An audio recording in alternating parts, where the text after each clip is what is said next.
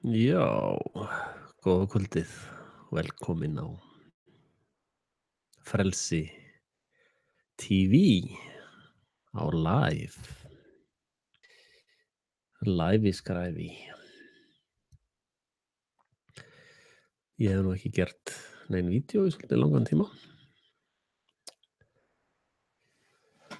Og það er allir búin að gefast upp á heimsku góleimanna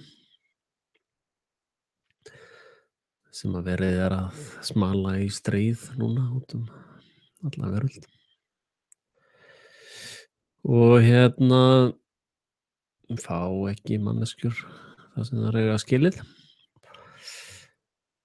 En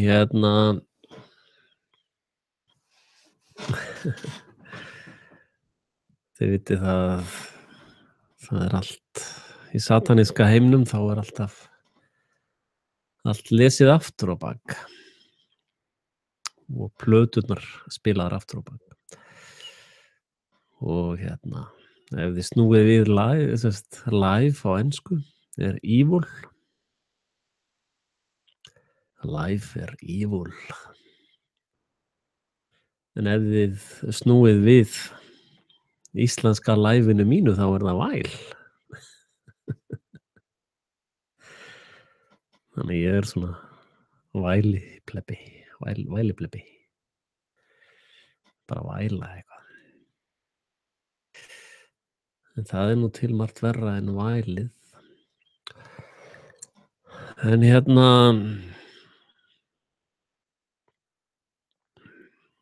veit ekki alveg hvar ég var að byrja það svo langt síðan að ég hef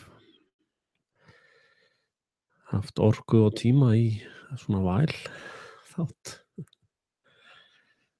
Ég veit ekki hvort að ég var að byrja bara alveg aftur í trampolíni eins og Guðjón kallar hann.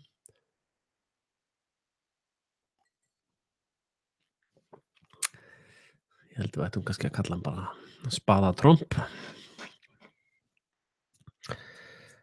Sko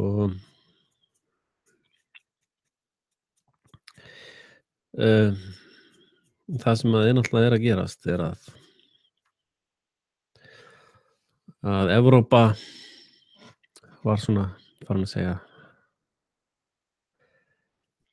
takk og ekki meira af stríðsglæpum í samstarfi við þessu öfl og NATO og kó.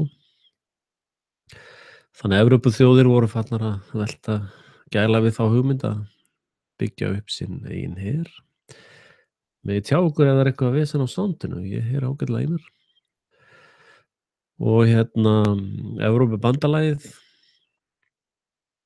og það er mikið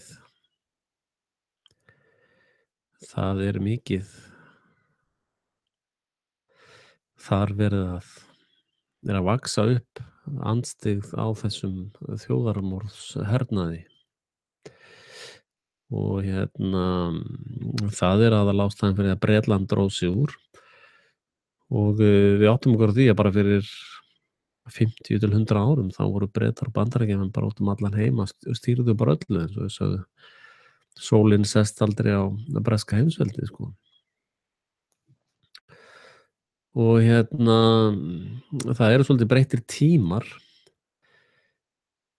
að upplýsingar berast hraðar og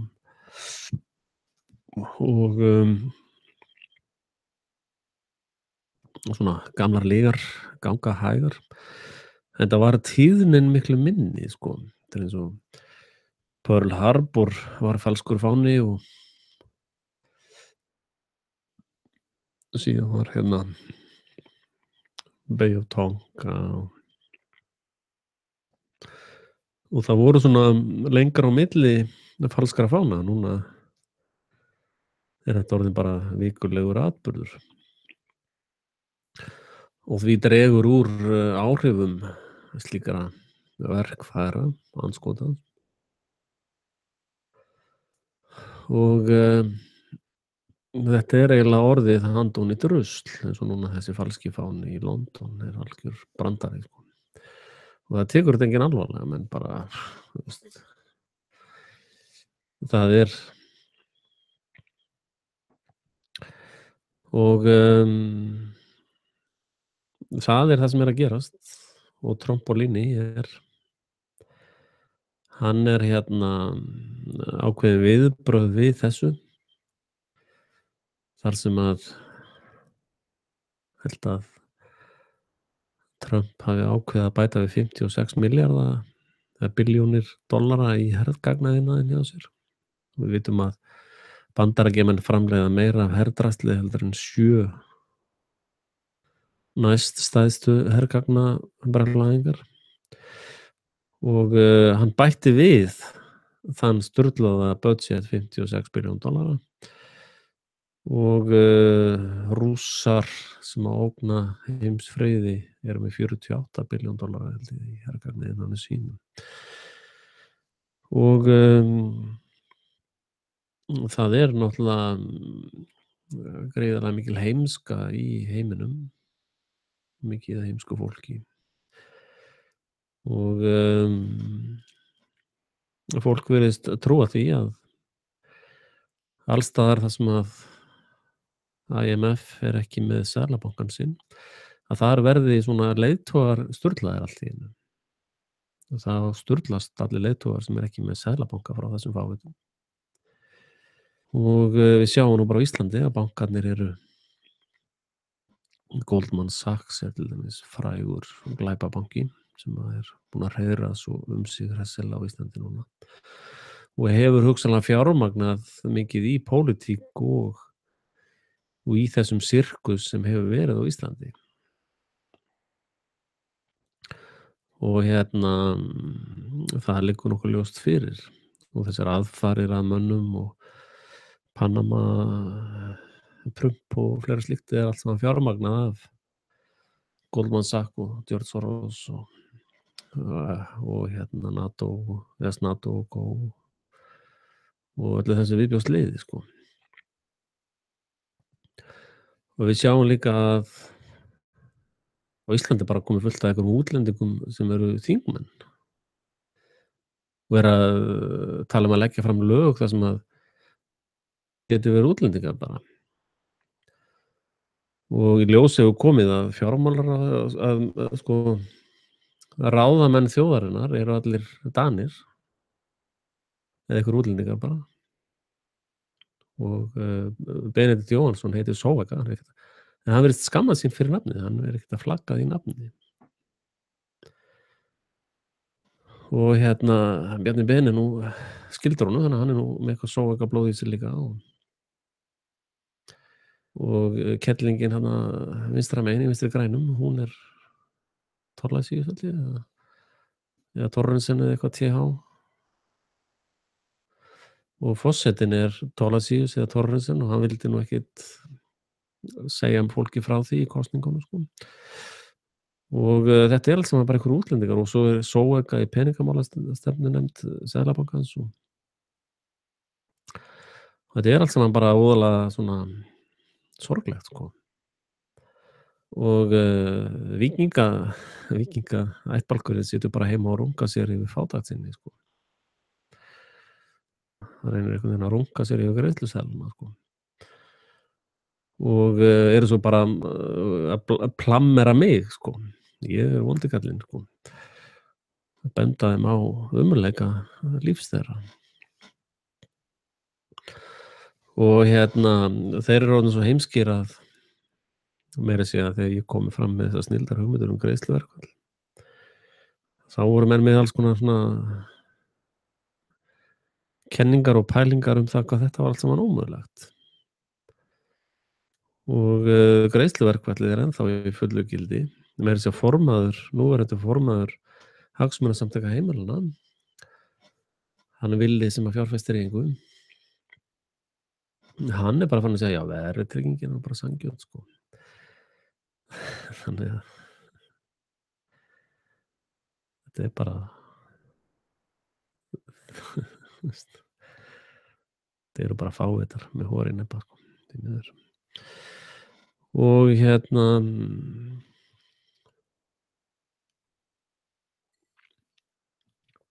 þjóðfélagsverkfræðin sem verið að keyra núna á Ísland og Íslendinga er alveg skelfileg og bara magnið af henni er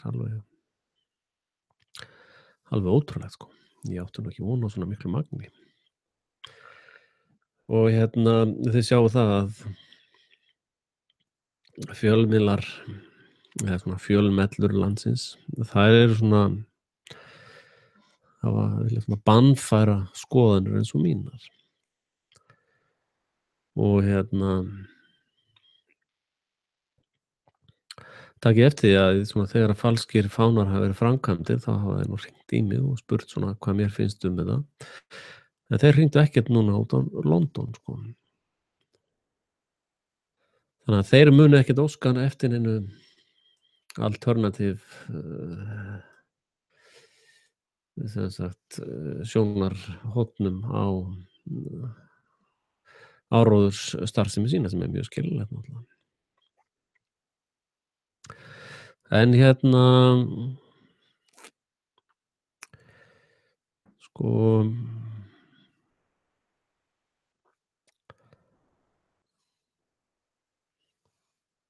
sko stjórnvöld Vesturheims eru total criminality. Það er ekki hægt að ganga lengra eiginlega í glæpastarfsemi heldur en þetta. Og þeir eru alltaf að projekta þetta á einhverja aðra, eins og múslima eða íslama eða eitthvað, þú veist. Þeir eru alltaf að reyna að projekta sína eigin glæpi á einhverja aðra. Þeir eru að tala um einhverja kynlífsþrælkun hjá íslama eða íslam í eða eitthvað, þú veist. En staðreyndin er sú að þetta er það sem að Vesturveldin er að gera á NATO. Og þetta eru stóru fréttirnar í Bandaríkjunum, að þar er verið að uppræta barnaþrælkunarhringi og þar sem að stríðshrjáðu börnin eru seld í þrældóm.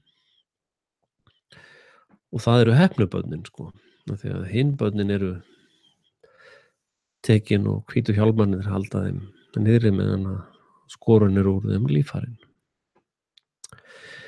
Og ég heyrði viðtal við konu sem að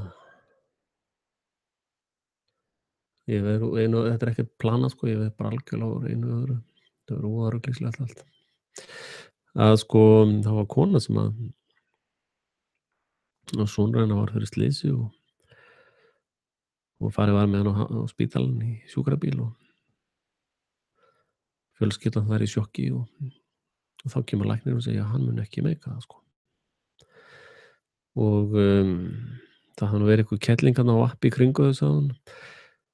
Og þegar þessi niðurstaða kom, þá var hún fljót að sverma að þeim og var það svona líffæragjafa sölu aðili, sko. Og móðirin vildi ekki taka þátt í neinu slíku og reyndar var svona enda með hún yfirgaf sjúkrahús eitthvað svona, en aðrir fjölskyldumeðlimir svona samþykktu það að tekin væru líffærin úr stráknum. Og hún sagði, sko, og eftir þennan atburð að hún tapaði syni sínum í þetta morð, þá fór hún að rannsaka málið. Og það er sagt við okkur að líffæra, sem sagt, eftir að þú ert dauður, hvort þú vilji gefa líffærið þín til að gefa öðru fólki líf. Þetta voru svona fallega orðað. En það sem fólk áttar sig ekki á er að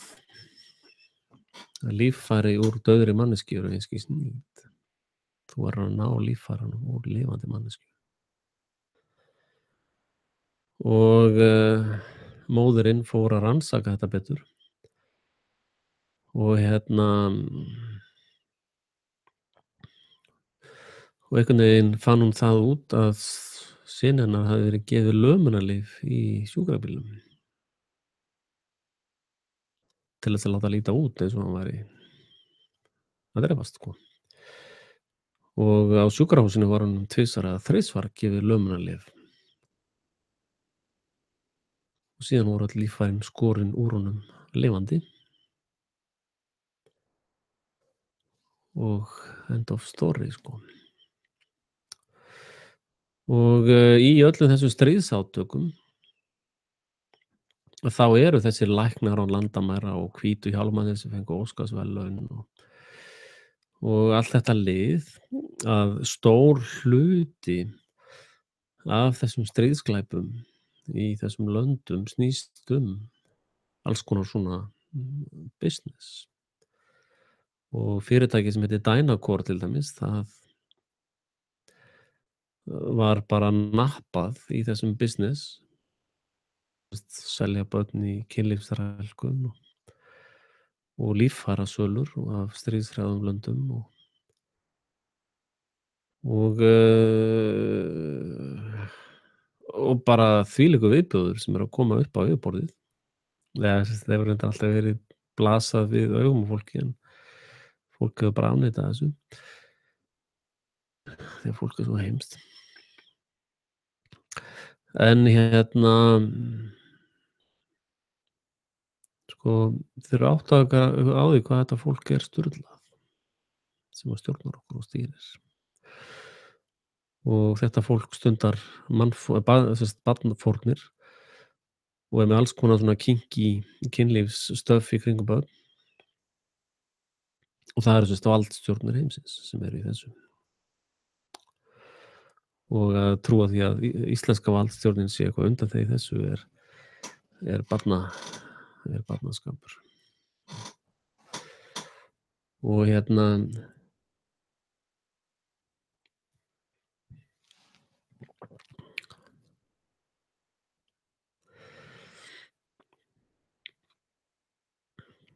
þannig að þetta er allt saman að koma upp á yfirborðið. Og Trump er að vinna í ákveðnum svona málum. Það virðist vera að í þessum leyniþjónustum að segja alltaf sko, já, ég meina ef þú hefur ekkert að fela þá þarftu ekki að hafa áhyggjur af að við hlerum allt þitt líf. Einmitt. Og þá þurfa leyniþjónustur væntanlega ekki að hafa áhyggjur af því að vera ekki lengur leyni ef þær hafa ekkert að fela sko. Þetta er alltaf bara einstefnu gata sko. Og sko, Trump er fulltrúi Ísraels. Hann er starfsmaður Ísraels eins og Alex Jones. Hann er starfsmaður stríðsglæparíkisins Ísraels. Og þessar hryðjuverkaárásir í Evrópu eru að miklu leyti stýrt af svona samstarfs einhverjum vettvangi Mossad og NATO og Co. Það sem ég gerir svo sem ekki mikið greinamun á. Þetta er sama sullið sko. Og þannig að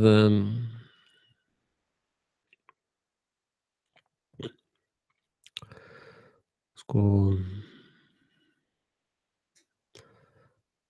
Trump hefur náttúrulega gert ákveðna hluti sem eru góðir. Hann hefur sturtað þessum loftslagssamningi í klósettið eins og hann á skilið. Hann slátraði þessum TPP-samningum öllum. Og hins vegar og þetta er svona innanríkismál sko. Og hann slátraði Obamacare og er svona viðst allar lækka skatta og gera eitthvað sem að virkar vel heima fyrir. En í utanríkismálunum er hann gjörsamlega sturlaður sko. Hann er að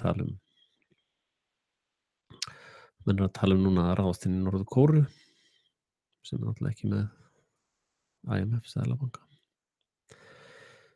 Og hann talar að sturta líka niður í klósettið Íran samkomulaginu. Og hann sendi landher inn í Sýrland. Það var flugvél Ísraels hers skotið niður yfir Sýrlandi. 1 af 4 og 3. flugin var særð. En náði að skrölda heim. Það kom fram hjá Sameinuðu þjóðunum. Fulltrúi Sýrlands þar benti á að þegar þeir frelsuðu Aleppo þá handtóku þeir gríðarlega mikið af herforingjum frá Sádi-Arabíu, Ísrael, Englandi, Bandaríkjunum og einhverjum slatta Evrópuríkjum. Þannig að, þetta liggur allt á borðinu, sko. Og, fjölmiðluðu fávitarnir eru bara að tala um, já, Norður-Kórea og vondi kallinn í Norður-Kórea og vondi kallinn, sko. Já, það þarf bara að fara og sprengja milljónir manna til helvítis með sprengjum þarna í Norður-Kóreu af því að forstjórinn þarna er svo mikill fáviti, sko. Þú veist, já, ok, við munum hvernig það gekk með Líbíu, það ekki? Og Afganistan, þar sem að verið er að neyða fólk til þess að rækta eiturlyf fyrir CIA og íslensku valdsstjórnina. Og þú veist, þetta er orðið svo mikil sturlun, sko. Og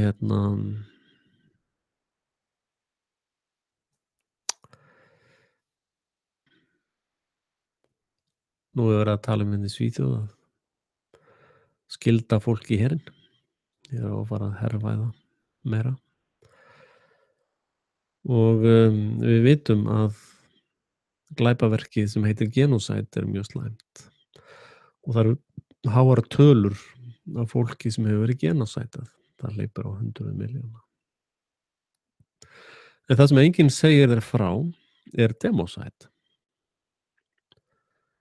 Það eru 10 sinnum eða 100 sinnum fleiri sem hafa dáið úr democide heldur en genocide.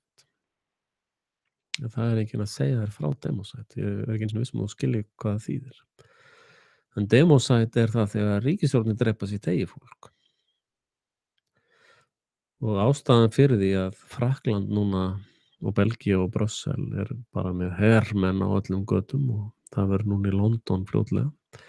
Þá verða bara herlög þar. Og þessi atburður þar náttúrulega, það vildi þannig til að hafa slökkt á öllum öryggismyndavélum á svæðinu. Og lögreglumenninni sem að gættu hliðsins annars sem þeir hlaupið inn, einhver átti að hafa hlaupið inn, þeir voru allir sendir í kaffi.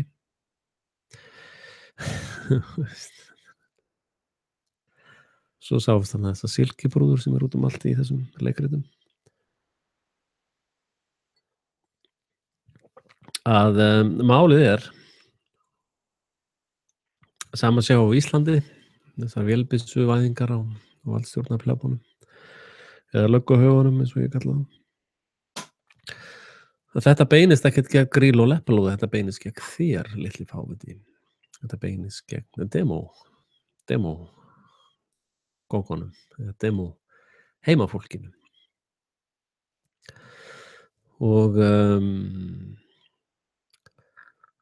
í því samhengi þá mætti hann Billy Gate morðingi. Hann mætti allt í hann á Davos ráðstefnunni sem var að ræða öryggismál. Og þar talaði hann eitthvað svona, það kemur allt í einhverju vírus á tölvuskjá og síðan munu 30 milljónir manna deyja úr öndunarfæra vírus eitthvað. Og þið vitið að vírus er ekki til. Vírus er lýsing á eitur áhrifum. Og ef þú horfið upp í himinn alla þessar flugurar sem er að fljúga með drullu aftan úr sér, þetta er allt svona fjármagnað af Billa Gatti og félögum, sko. Þetta er þessi eugenics hreyfing sem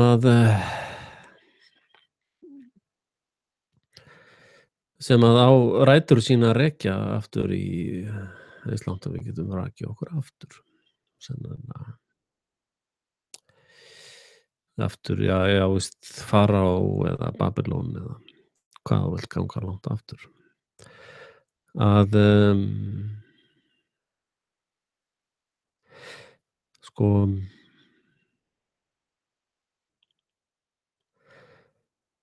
það er þríeinn Guð. Það er erfitt að slíta þrefaldan þráð. 33. Það er mikið 3, sko. Að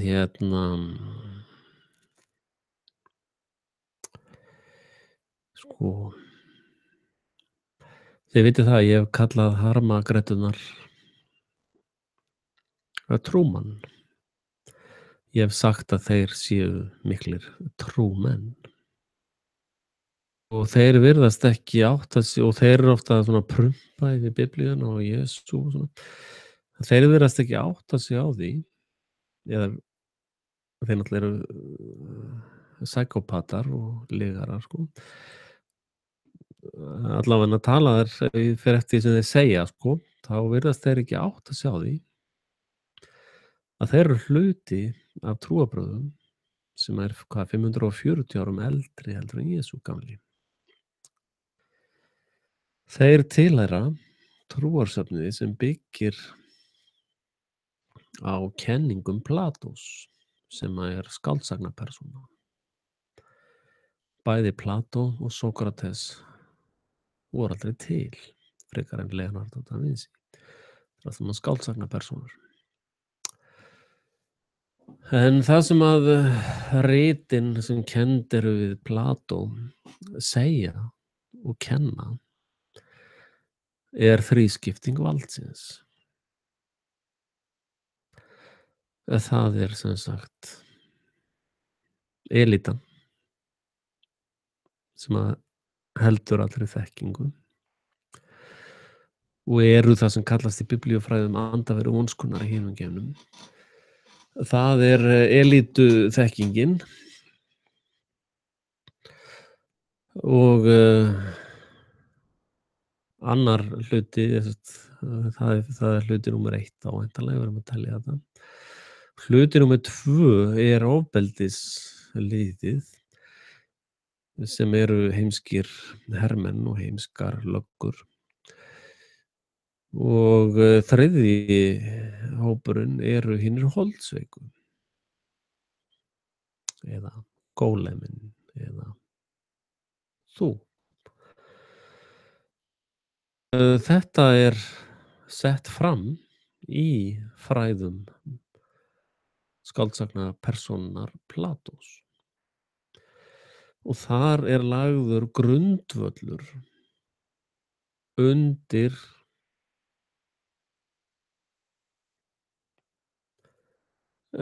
heims yfirráð eða dauða trúarbrögðin. Og þessum fræðum er haldið í leynireglum, manstu. Ef þú hefur ekkert að fela þá er ég væntanlega samum að allt sé hlera hjá þér, eða ekki? Ef það er þannig, af hverju eru þá leynireglur?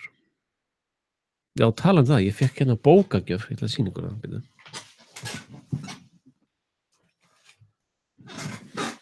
Hvað heldur að Siggi Jensson, útgefandi af Eistnaflug DFD-diskonu, hafi sendt mér? Þetta gleður mitt gamla hjarta.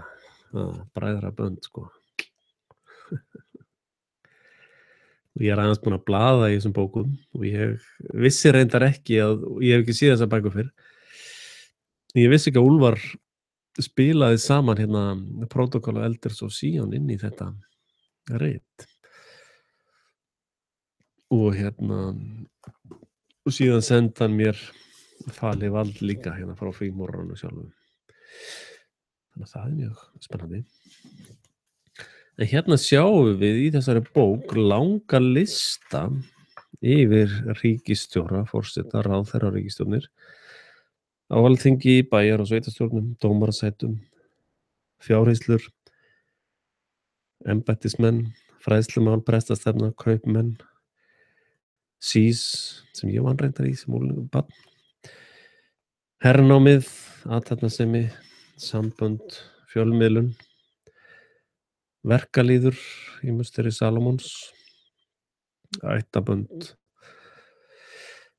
og jari. Og hérna fer hann mikið yfir reglunar sem þeir eru með og ég sá nú einn úr minni fjölskyldu hérna. Ég byrjaði að tjekka á afa mínum því að Axel er væntanlega kemur úr dönsku. En ég finn ekki afa minni það, en ég fann annan ættingja frá Eskifirði hérna, sem var sísmaður. En sko, bara það að það sé einn hæstaréttardómari, frímúrari, þá eru allir dómar Hæstaréttar ónýtir. Allir. Þetta allt sem var ónýtt drasl. Að það sé einn frímúrari í leynireglu sem að er alþingismaður, þýðir að öll lög Alþingis eru ónýt. Bara drasl. Það er bara eins og skeinipapír. Að það sé einn aðili úr leynifélögum í lögreglunni þýðir að öll störf lögreglunnar eru ólögmæt og hreint ofbeldi. Og hægt að kæra til Víkingadóms.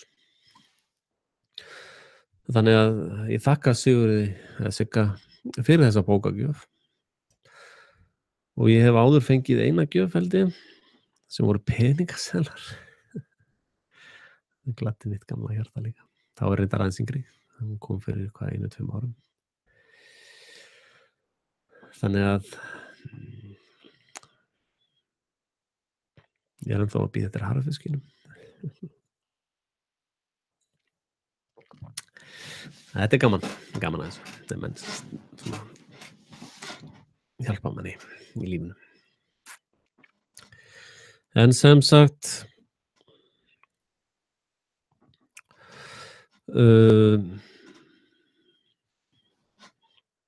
það eru rosalega miklir spennutímar sem geta brotist út með stríði, en það er hins vegar merkilegt að skuli ekki hafa brotist út stríð.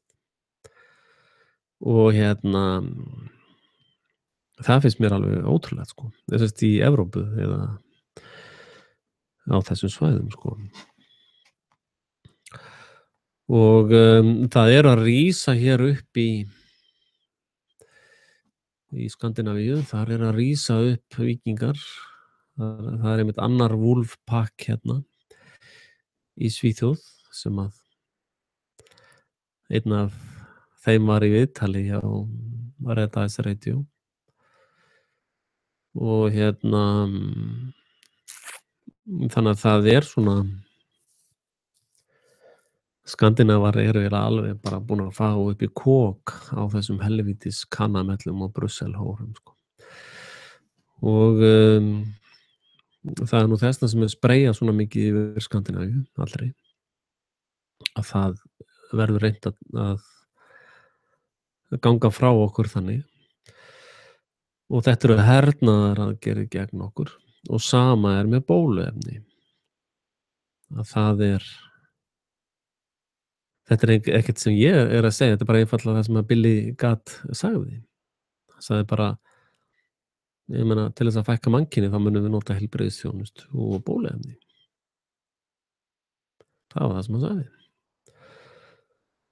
Þannig að þeir þurfa ekki einu svona að hafa mig fyrir þessu, þetta var það sem hann sagði. Og í Indlandi þá er þar er verið að ákæra hann og hann er í málaferlum þar og þar liggja eftir hann 40-50.000 fórnarlömb, bóluefnaherferðar þar, sem að börn lamast og eru í alls konar furðulegu ástandi eftir bóluefnin hans.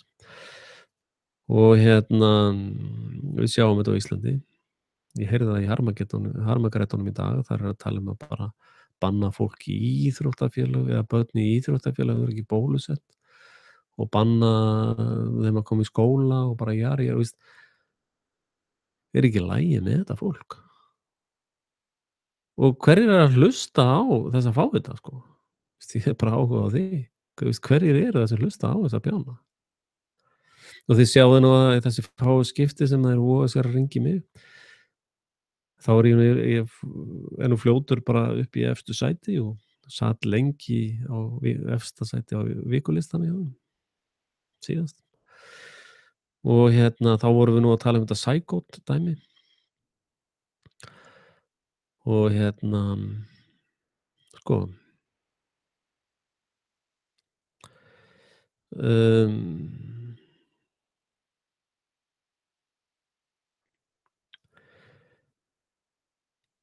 já, ég veit ekki hvort ég nenni að fara út í það núna. Svo mikið annað sem við þurfum að ræða. En þið áttu ykkur á því á sama tíma og þessi leiksýning var framkvæmd í London og við svona leiksýningar þá sér maður oft innra eðli fávitana eins og Jósefína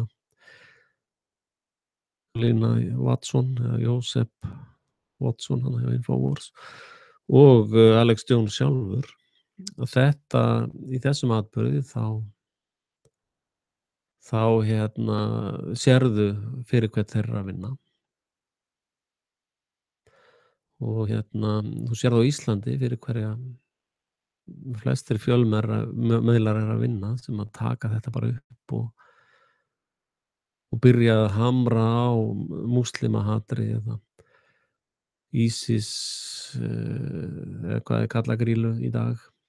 Var þetta ekki Al-Qaida fyrst og þetta eru bara grýlusögur sko.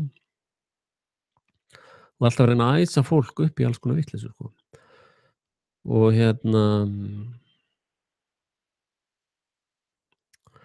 markmiðið er náttúrulega með þessum atburði núna. Fyrsta lagi er þetta fólk gjörsamlega sturlað með alls konar númer. Þeir bara verða að gera eitthvað þegar eitthvað númer kemur upp, 3, 2, 2.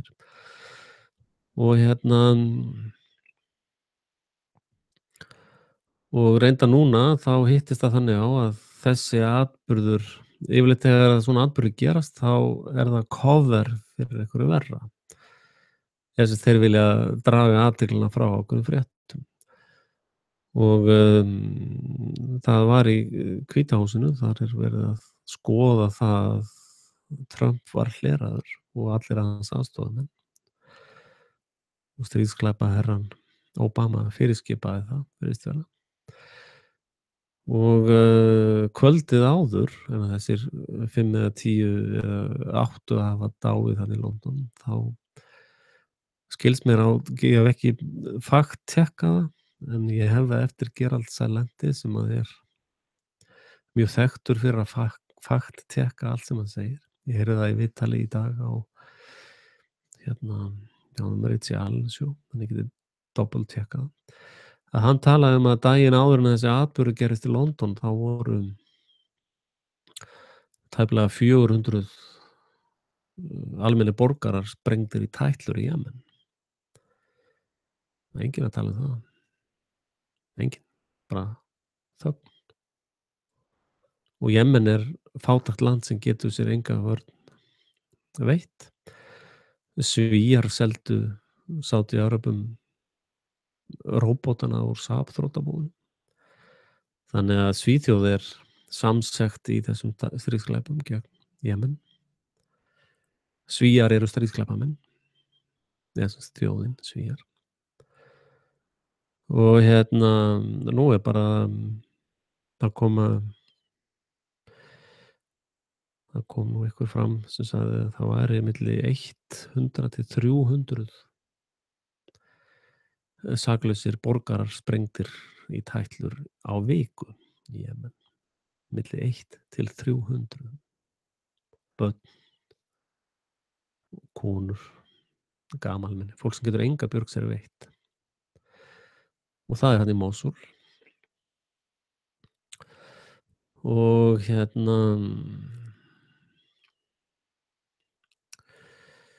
og landher Bandaríkjanna er farin að þramma inn í Sýrland meira og meira. Þeir eru náttúrulega verið með þarna undirverktakana sína og herforingina sem stýra undirverktakunum.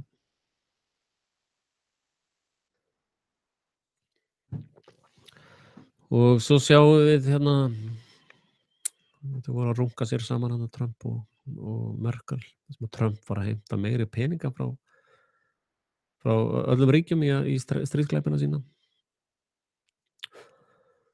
Og Evrópuþjóðir eru bara að segja fuck you sko. Við notum bara peningana að byggja okkar eigin her gegn ykkur fávitlunir ykkar. Það er sko stærstu hryðjuverkasamtök heimsins heita United States of America.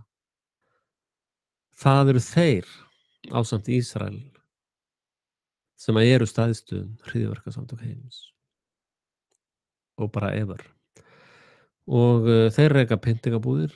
Þekktar pyntingabúðir eru Guantanamo, þar sem að fólk hefur verið áratugum saman pyntað. Þeir eru með pyntingabúðir út allan heim voruð með black sites eða kallan, þar sem þeir voru að pynta fólk. Bara saklausa borgara. Og núna hafa þeir flutt pyntingastarfseminni yfir í skip, þar á meðal varðskip Íslendinga. Og þeir í gegnum fyrirtækið sín, Dynacor og Halliburton og hvað það heita þessi einkafyrirtæki þeirra, þá eru þeir í líffæraflutningi þar sem að hvítu hjálmarnir halda börnunum niðri meðan að læknar á landamóra skera úr þeim líffærin á meðan þau eru lifandi. Þeir náttúrulega nauðga þarna börnum alveg daginn út og daginn inn fyrir framan foreldra sína. Það er löngu viðurkennt. Þeir flytja gríðarlega mikið af þessum börnum í kynlífsþrælkun inn í Ísland. Sjá það hefur verið svona myndbönd þar sem að Íslam er að selja börn í kynlífsþrældóm. Það markaðurinn er í Ísrael, hann er ekki hjá múslimum, hann er í Ísrael og í Bandaríkjunum. Gríðarlega mikið af, og svo náttúrulega út um allt, sko. Þú veist, Íslandi, þú veist, tala við Svíþjóð, heyrði ég það væri 4.000 flóttamannabörn sem hefur horfið bara hérna í Svíþjóð, bara og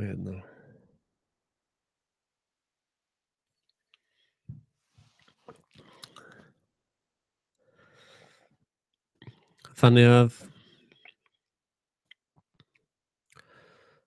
þú ert sennilega svona heimst gólem sem ætlar bara að vera heima hjá þér og runga þér, þá kemur bara einhver inn um hurðina hjá þér með hurðina á bakinu, sko. Og þegar einhver kemur inn um hurðina hjá þér með hurðakarminn á bakinu og nauðgar börnunum þínu fyrir framan þig og allir þessi pakki, þá ætla ég ekkert að vorkenna þér. Þú átt þetta bara skilið. Þú ert bara heimskur hálfviti, sko.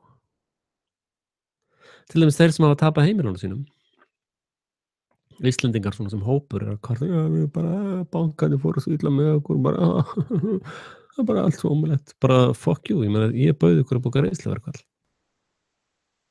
og þið bara, nei, ég geti brotið nögl, það kom kannski dráttarvextir, ég meina hver á að borga dráttarvextir, þannig að bara, veist, fuck you, sko. Íslendingar eru bara að uppskera akkurat það sem þeir eiga skilið. Ekkert meira og ekkert minna. Laun syndarinnar eru dauði. Uppskera heimskunnar er fátækt. Þú ert bara, ég meina, ef þú plantar gulrótum þá koma upp gulrætur, eða ekki?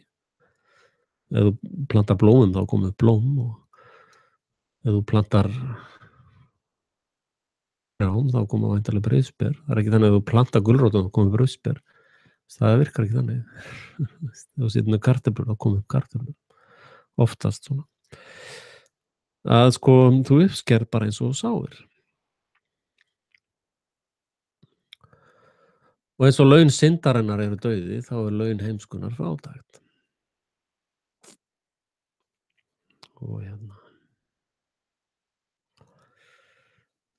þannig að ég meina, ég er ekki að hlusta á vælið í ykkur, sko. Læfið, vælið. Veist, mér er eiginlega orðið bara nákvæmlega sama. Veist, það er ekki svona, fátækt á Íslandi, það eru svo margir svona fátækir og bara já, fólk á það bara skilið. Bara uppsker eins og sáir, þeimskingiðin. Já, en ég geti brotið neglunar á mér. Ég meina, hver á að borga dráttarvextina? Og svo kemur alls konar svona kostnaður. Já, nei, ég fer ekkert í svona greiðsluverkfall, sko. Nei, mitt. Bara heldur þú áfram að vera heima þér og runga þér yfir greiðsluseluna. Og svo kemur löggan og hendi þér út. Og veist hvað annað er nýtt. Veist hvað.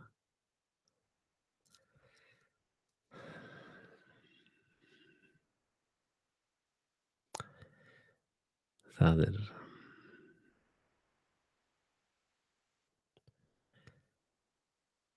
erfitt að eiga við heimskuna. Þess vegna hefur ekki verið að gera vídeo í langan tíma. Ég bara veit ekki hvað ég á að segja við fólk. Þú veist. Ykkur er ekki við bjargandi. Það bara ekki hægt. Og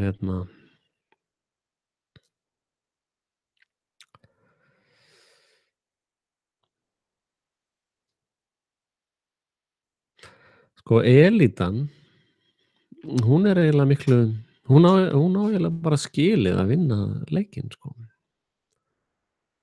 Að til dæmis elítan, hún rekur sínar útvarpsstöðvar og sínar sjónvarpsstöðvar og setur peninga í það sem þeir vilja gera. Og þú hins vegar, með örfáum undantekningum, hefur aldrei stutt Frelsi TV. Veist, það eru bara einhverjir 10, 15 ever sem hafa stutt Frelsi TV. Þannig að það er svolítið flott að þessi þáttur heitir Live og er aftur á bak Væl. Það er svolítið flott.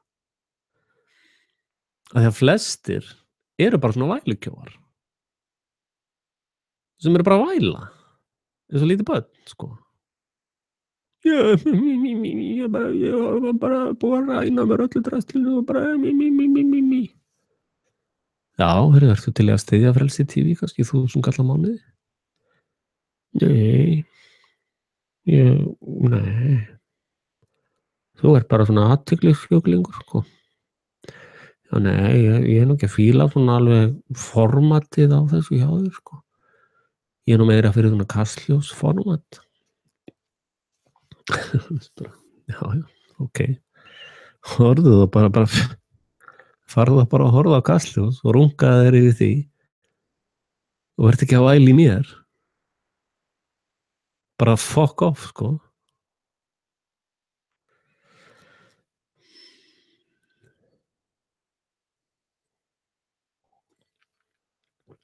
Já, en ég ætla að kjósa Pírata.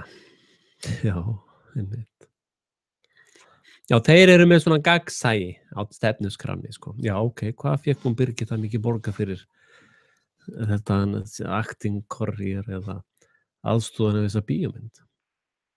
Já, nei, hún er ekkert að gefa það upp, sko. Nú, er það ekki gagnsæi? Já, en Sigmundur er með pening á Panama. Nú, hvert fóru peningarnir hennar Birgittu? Já, en hún Sunna er mannréttindalögfræðingur. Hún veit allt um svona mannréttindi, sko. Já, hún er einmitt svona Brusselhóra sem er að hórast í Brussel. Hún er með sko 5-6 milljónir í laun frá Brussel, skattfrjálst. Af því að samningurinn við, eða þessir Evrópusamningar eru skattfrelsi allra starfsmanna Evrópubandalagsins. Það er enginn að þau borga skatta. Það er þú sem borgar skatta, ekki þau. Af því að þau eru í þessi mengi Platós í elitunni.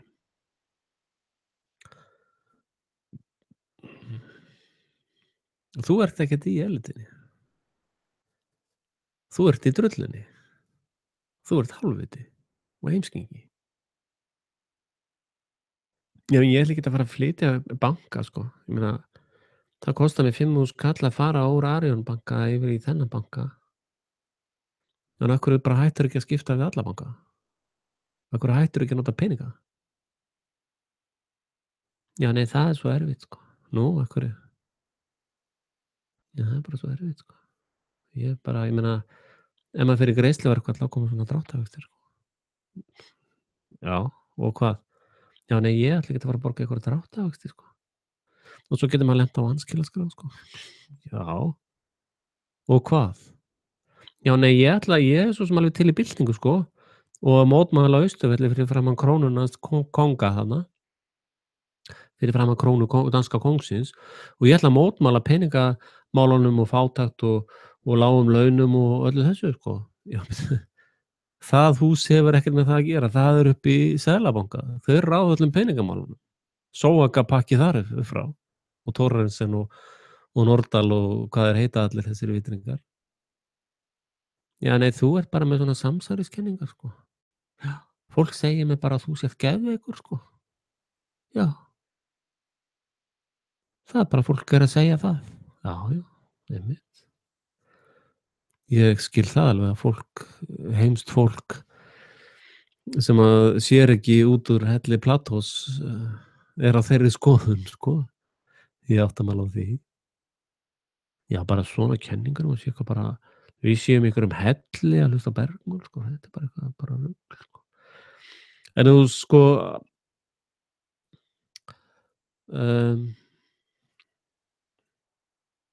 Fólk segir til dæmis, já, öll stríð eru trúarbragðastríð. Ég var nú að rökræða við eitthvað Svía að fá þetta, sko, Svíar eru nú ekki skárri en Íslendingar, þeir eru verri.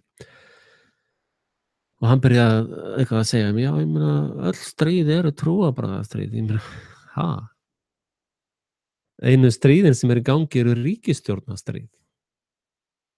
Það eru ríkisstjórnarstríð í gangi. Það er engin trúarbragðastríð, það er engin kristnir að fara inn eða múslimar. Þetta er allt sem að ríkisstjórnir sem að standa í þessu. Platónistar. Það er allir þeir sem eru með þessa hugmyndafræði Platós í hausnum. Það var, já, ég í elitinu og þú ert bara, hefur leyfi til þess að beita ofbeldi og myrða og lífsrof er þitt jobb. Nei, þetta er ekki morð, þetta er lífsrof. Og svo er bara draslið, sko, sem þú náttúrulega. Og það er alltaf verið að byggja upp þetta platónska ríki. Það er þessi humanista rungfræði, sko. Og það er það sem er alltaf í gangi. Þetta er svona trúarbragðastríð, sko. Þetta er Jesú og Múhameð. Nei. Ég ber ekki gríðarlega virðingu fyrir öllum sem að trúa og eru heilsugar í sinni trú. Fyrir mér er það bara eins og ef ég er að stunda fótbolta, ég var nú mjög góður í fótbolta einu sinni, þá hef ég alveg svona virðingu fyrir þeir sem eru að stunda handbolta, ég er ekki í stríði við þá, þeir eru í íþróttahreyfingunni, sko. Og yfirleitt eru þessar trúarhreyfingar, eins og til dæmis ef þú ert kristinn og ferð í svona kirkju og svo segir bara, já, herri, ég er hættur, ég ætla ekki að vera hérna meira í kirkjunni, þá bara ferðu eitthvað annað og þeir sem eru í kristnu kirkjunni er ekki að fara á eftir þér og drepa þig. En það gera platónistar. Þeir fara á eftir þér og drepa þig eða gera þér skráfið. Þeir það þurfa allir að vera í þeirra trúarsöfni og borga þeim skatta með góðu eða illu. Og ég meina, er ekki trúfrelsi? Ég meina, ég trúi ekki á þetta platónska ofbeldisríki. Ég trúi ekki á það. Af hverju þarf ég að borga skatta eða tíundin í það ríki? Eða, það er náttúrulega ekki tíund, það er 80 eða 90. Þeir bara heyrða allt af fólki. Það er allt rastlið, sko. Og við sjáum eins og Jonestown. Ég er búin að vera að hugsa aðeins um Jonestown nýlega. Að Jonestown var svona breakaway og líka Waco söfnuðurinn. Það eru svona fólk sem að fór að draga sig út úr platóniska humanista plebba ríkinu. Og Jonestown var fyrir hernaðar árás, þar sem var beitt eiturefna á vopnum. Ég meina, ekki drakk páfagaukurinn sjálfsmorðsdrykkinn. Veistu, þú ef þú horfir á myndir þá sérðu að þetta er eiturefna árás. Þetta er engin sjálfsmorðsfyrirbæri. Þetta fólk var allt saman drepið. Sama í Waco. Þar eldsprengdu þeir börnin. Viljandi. Og það var skipun frá eiturlyfja barónunum Clinton að eldsprengja þessi börn. Og núna eru þeir stöðugt að svota amisfólkið. Og öll ríki sem hafa sýnt einhverja tilburði til þess að byggja sig upp fyrir utan þetta platónska djöfladýrkanda humanista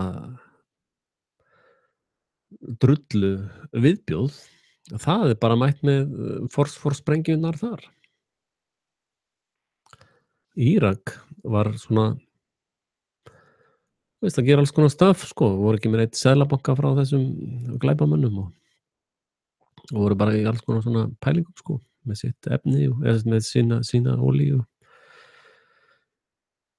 Og Líbía var náttúrulega demantur Afríku, best rekna ríki Afríku, þar sem þeir voru bara með besta skólakerfi veraldar og besta heilbrigðiskerfi veraldar og besta ríkiskerfi veraldar og allir íbúar landsins nutu góðs, það var enginn fátækur í því landi og þeir voru með alls konar svona áætlanir um vatnsverkefni að undir Líbíu er gríðarlega mikið eða var gríðarlega mikið af fersku vatni sem er náttúrulega búið að baneitra núna og eyðileggja. Og þeir höfðu áætlanir um að dæla þessu öllu niður til Afríku þannig að öll Afríka yrði bara græn og bara etin, land etin. Nei, það sprengja það allt saman til helvítis. Og og þú ert alltaf bara að runga þér yfir fótboltaleiknum. Þú ert bara fáviti, sko. Lætur harmageturnar og þessa fjölmiðla draga þig áfram í heimskunni. Ég meina, ég hlustaði á þig í dag og var bara, oh my god, sko. Er ykkur að hlusta á þetta fólk í alvöru? Og eða, að gleypa það sem þeir eru að segja? Í alvöru? Það var nú gaman ef ykkur nefnt að gera könnun, hvað fannst þér það sem að bara ef þú lætur ekki bólusetja barnið þá fær það ekki taka þátt í íþróttum í leikskóla eða skóla. Og við vitum með bóluefni að það voru 3 ungar stúlkur á Íslandi sem að fengu dæmdar 10 milljónir í bætur hver fyrir að það búið að eyðileggja líf þeirra með bóluefnum.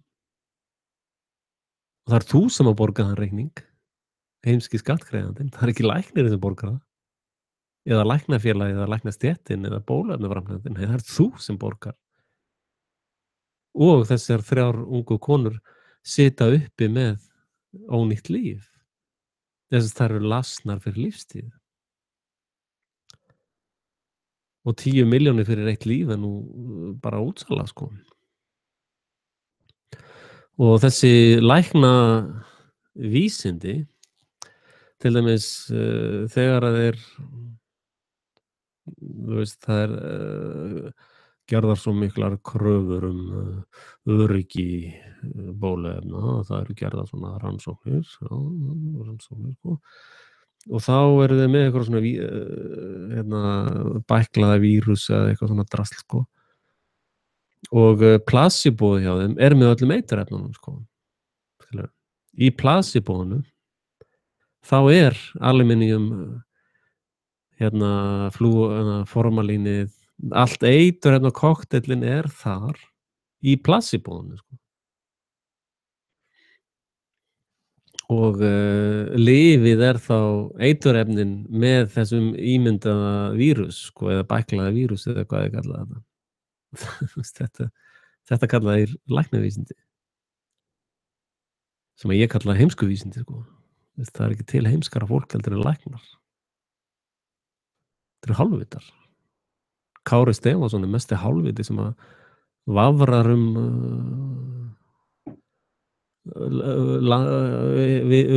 Ísland. Vafrar þarna eins og fáviti, sko. Já, DNA, það er svona leap of faith. Er þetta ekki vísindi? Nei, þetta er svona leap of faith. Já, það er þetta trúarbrögð. Nei, þetta er ekki trúarbrögð. Svona leap of faith. Já, það eru trúarbrögð, fávitið hinn. Nei. Jú. Nei. Jú. Nei. Jú. Þetta voru svona vísindaleg diskussjón. Hún er ekki gáfulegur en þetta, sko. Og svo frontaði ég Frosta vin minn með þetta. Hann bara, nei, Kári sagði þetta ekkert, sko. Hann sagði ekkert þetta.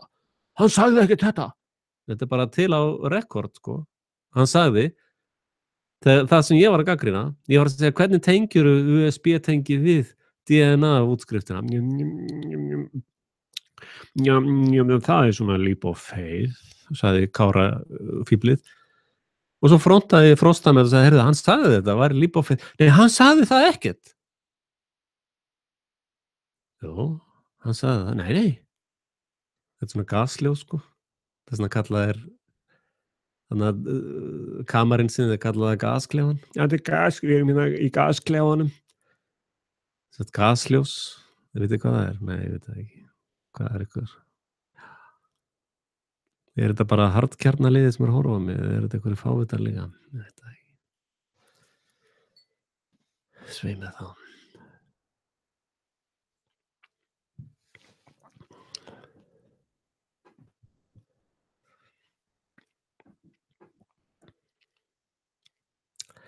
Ég er meira og meira að láta mig dreyma að stofna fríríki í stíl við Amis og Amis plus internet. Og það er nú yfirleitt svona hugmyndir sem ég fæ í kollinu, það endar alltaf með því að ég læt verða af því. Og það er stundum selt hérna land á góðu verði, sko. Og við eigum, konan, ég á ekki neitt, sko, kona mín á allt draslið. Hún er miklu yngri en ég. Þannig að þegar ég er búinn með minn pakka hérna þá þarf hún ekki að greiða neitt erfðaskatt eða neitt slíkt. Og ég var nú reyndar að spá í að skrá landið jafnvel á börnin mín, ég veit það ekki, sjá til. Eða svona 501 C-félag eitthvað. En ég hef semst hug á því að kaupa land og ef ykkur hefur áhuga að vera með í því þá var það svo smakjöld. Og að lýsa því yfir sem fríríki. Og Amis, eða svona, já, byggjað upp eins og Amis. Amis er til dæmis ekki með neitt seðlabanka. Og þar er fólk mjög heilbrigt, sko. Það er ekki með allar þessi sjúkdóma sem að læknarnir dæla í börnin.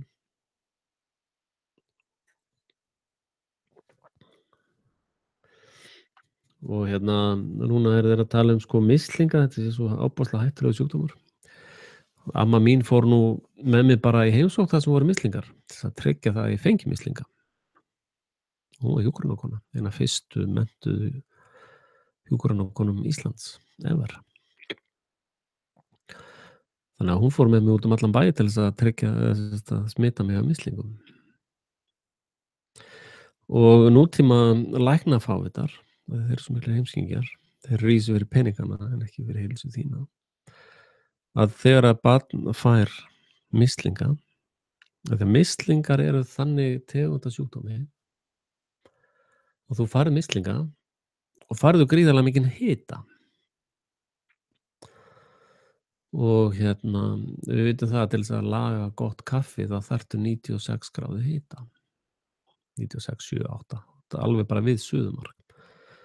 Og þannig gerur besta kaffið. Og það er sem sagt element í því að gera gott kaffi er hiti.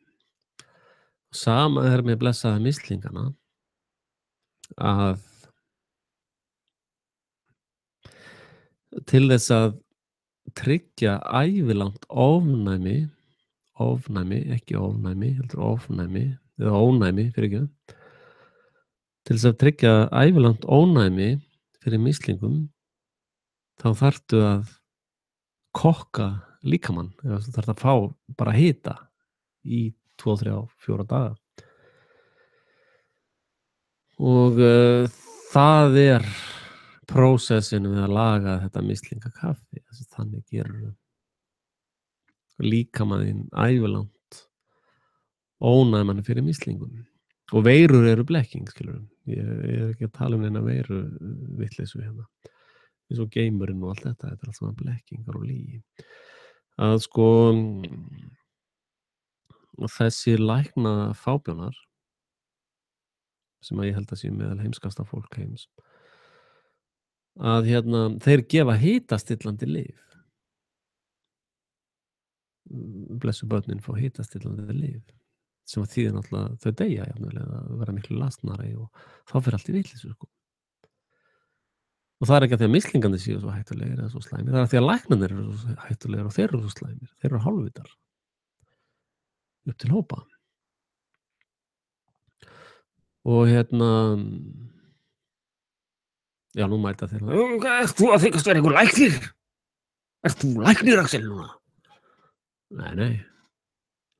En ert þú einhver guð? Hefur þú einhver svona guðlega visku sem enginn veit um? Hver skipaði þig sem guð? Þú ert ekkert meiri eða merkilegri heldur en ég. Ég er sennilega betri læknir en þú, hálfvitiðinn, enda eru börnin mín aldrei veik eða ég eða kona mín. Við náttúrulega fáum hita og alls konar svona en við dílum við það. Við höfum aldrei farið á sjúkrahús frá því að við giftum okkur hvað 7-8 ár síðan. Aldrei hafa við hjónin eða börnin okkar farið á spítala eða sjúkrahús eða til læknis. Aldrei.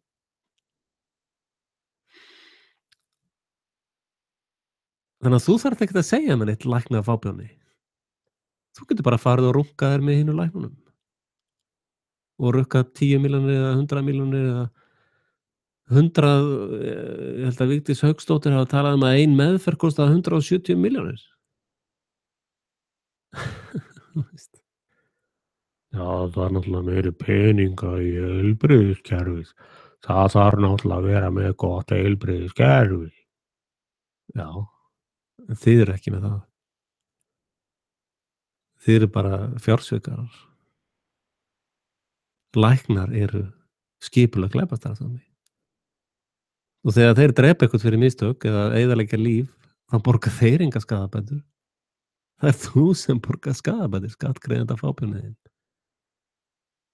Þessi læknar eða hjúkrunarfólk sem að sköðu þessar 3 stúlkur, þeir hafa ekki borgað neitt eða tekið út neina refsingu. Ef ég myndi skaða 3 ungar stúlkur fyrir lífstíð, ætlar þú að borga bæturnar fyrir það? Nei. En af hverju ætlarðu að borga bæturnar fyrir þessa fábjána? Já, þetta eru svona læknavísindin, þetta eru svona læknar. Nei, þetta er bara fólk eins og ég og þú. Nema þetta fólk sem að kalla sig læknar eru heimskingjar og fábjánar og stórhættulegi morðingjar.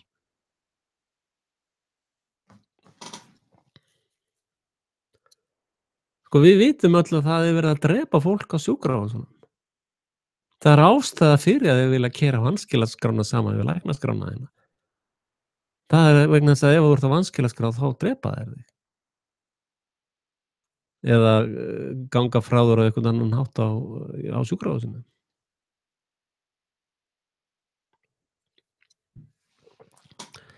Sko þessi rökræða mín Saigot er að við Saigot þá myndast líf manneskjunnar. Það er bara ég er staðreynd, veist. Já, en sko fólk fær lífsrétt við það að þegar sálin fer inn í raskatið á þeim. Nei, ég er.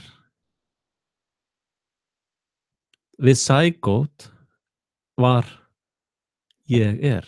Frá þeim tímapunkti er ég. Frá Saigot momentinu. Þar byrjar ferill sem heitir manneskja. Síðan gengur sá ferill í gegnum alls konar kringumstæður til einhverja x ára, 100 ára eða 500 ára eða hvað það er, það breytir raun engu. Og það að rjúfa þennan ferill höfum við kallað morð. Lífsrof. Fósturrof. Gamlingjarof. Veist, þetta er allt saman hugtök. Og ef að einhverjar manneskjur geta búið til einhverja lífsrofs ástæðu fyrir annað fólk, þá segi ég og Jesú vinur minn, gjöruð öðrum, eða hver sem sagði það, gjörið öðrum eins og þið viljið að aðrir gjöri yður. Sem þýðir það, eins og þetta er hérna á sláturhúsinu við Hringbrautina, kallað Landspítalinn. Þar er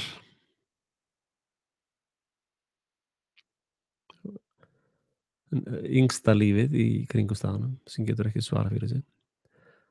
Þar er allavega líf móðurinnar, þar er líf læknisins eða morðingjans, þar er líf einhvers hjúkrunarfólks og eitthvað slíkt og þar er líf ráðherra og forseta og þeirra sem að stýra þessari glæpamafíu. Það eru allt saman líf sem er í ferli. Ég meina hvað sá ferill er langur er bara tölur, hvort það er 33 eða 66 eða 75 eða það eru bara tölur. En allir þessir einstaklingar sem ég taldi upp eru í lífsferli frá zygote momentinu. Og ef að plebbarnir eru farnir að tala það að rjúfa líf einhvers, þá eru allir þeir sem geta talað og ættu að geta hugsað, þeir eru allir sammála það að drepa lífið eða rjúfa lífið sem getur ekki svarað fyrir sig. Það er svo, veist, lýðræðis samfélag þar sem eru 2 úlfar og ein geit, sko, eða eitt lamb. Ákveða hvað á í matinn, sko. Að í raun í þessum kringumstæðum þá er það bara túlkunar atriði hvaða líf á að rjúfa. Og þess vegna hef ég sagt, ef það er eitthvað svona starffræði eða eitthvað formúlu fyrir því hvaða líf skal rjúfa, eins og þeim segja að Down syndrom, þá verður að rjúfa það, sko. Ef það er svona, þá verður að rjúfa það. Þá get ég alveg agiterað, ég er á móti, skilur, ég er ekki að agitera fyrir því, ég er bara að halda áfram með ruglið, sko, til að sýna hvert það fer. Ég er á móti öllum ofbeldisverkum og þjófnaði. Að sko í raun væri réttara að rjúfa líf móðurinnar sem virðist ekki hafa kontról á sínum eigin líkama og að rjúfa líf raðmorðingjans sem er læknirinn og að rjúfa líf hjúkrunarliðsins sem að supportar þessa starfsemi, þessa glæpastarfsemi og að rjúfa líf ráðherrana eða forsetans eða þeirra sem er að stunda þessa glæpastarfsemi. Af því að lífið sem verið er að rjúfa hefur enga synd framið og er eini aðilinn í þessum kringumstæðum sem er ekki glæpamaður. Allir hinir eru morðingjar, sko. Þannig að þarna er hópur af morðingjum að ákveða að rjúfa líf sakleysingjans. Eru þið farnir að sjá krossfestinguna fyrir ykkur? Ég finn enga synd hjá þessum manni. Eða þess hjá Jesú. Að sko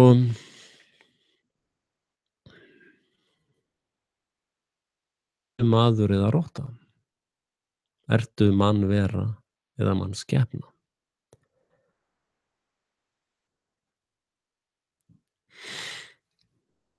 Ég meina, ég er ekkert að berjast fyrir því að rottur hætta að éta börnin sín. Eða hamstrar eða hvað, það er fullt af dýrum sem éta börnin sín, sko. Kemur mér ekkert við. mannskepnur sem að drepa börnin sín kemur mér ekki við. Ég meina, ég er ekkert að fara hérna á öskuhaugana með rottu, já, rottur ekki drepa börnin þín, ekki éta börnin, bara, mér er alveg sama hvað mannskepnur að éta börnin sín og drepa hvert annað, það kemur mér ekkert við. Það er bara ykkar mál. Og hvað þið kallið þessa glæpastærð sem ykkar skiptir mig engu máli. Það breytir engu fyrir mig. Eða fyrir þig. Sá sem að rífur líf annarar mannveru er morðingi. Já, en þetta líf var 30 daga eða 300 daga, 3000 daga, það breytir engu. Sama aðgerðin. Breytir akkurat engu. Já, en 33 er svo fallið tala, það skiptir engu máli. Þú ert morðingi fyrir það. Nei, lífið sem ég rauf var 33, sko. Þá er það ekki. Þá er það bara ekki, sko. Þá er það bara lífsróf, sko. Já. Það er bara þannig, sko. Ha.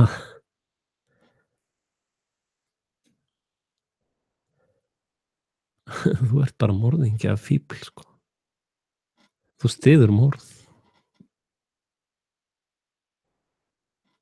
Þú ert bara rotta. Mannskepna.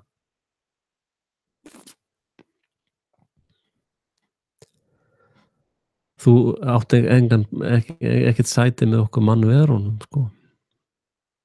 Það er allt annað fyrirbæri, sko. Þú ert ekki hluti af því. Þú ert með rottunum í flokki. Því miður, þá er það bara staðreyndin. Já, ertu ekki á móti rottum? Já, ertu á móti rottum? Nei, það er bara að koma mér ekkert við. Ég er mannvera. Ég styð aðra mannverur. Ég reyna að göfga þeirra líf. Og það hvarflar aldrei að mér að rjúfa líf þeirra. Ekki með einum rökum neins staðar, aldrei. Og ég reyni eftir bestu getu, ekki það að ég sé fullkominn, það er alltaf heppnast hjá mér, en ég reyni eftir bestu getu að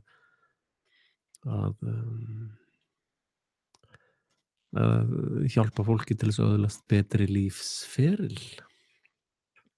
Þessi ferð þeirra verði ánægjulegri. Og ég forðast meira og meira öll samskipti við mannskepnur. Ég bara hef engan áhuga á því að vita af einhver. Frekar en snákar, ég er ekkert að safna snákum hérna heim til mín. Eða rottum, það er ekkert það hérna á heimilinu. Það er ekki boðið, sko. Hér eru bara mannverur á þessu heimili.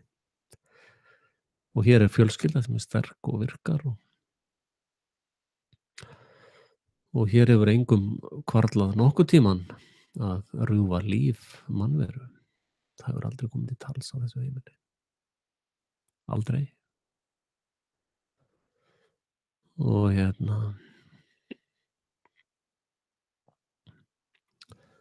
verð þú bara mannskepna að þú vilt, en ekki kvarta undan launum syndarinnar. Þú uppskerð eins og þú sáir. Og laun syndarinnar eru dauði. Í raun er þetta fólk þegar dautt. Sem sagt frá ástandi mannveru. Þetta eru rottur og sætar, sko. Ég var nú með þessi sveitina, vorum að bjarga músum frá kettinum. Þrælsærðum músum og reyna að lappa upp á þeirra. Sérstaklega einn kötturinn í sveitinni sem var svo mikill músaveiðari. Og bóndinn var nú svona vann að segja, strákar geta ekki verið að halda þessum þrælsærðu músum gangandi. þetta gengur ekki. Þannig að sú starfsemi var stoppuð hjá okkur að bjarga músunum frá getinum.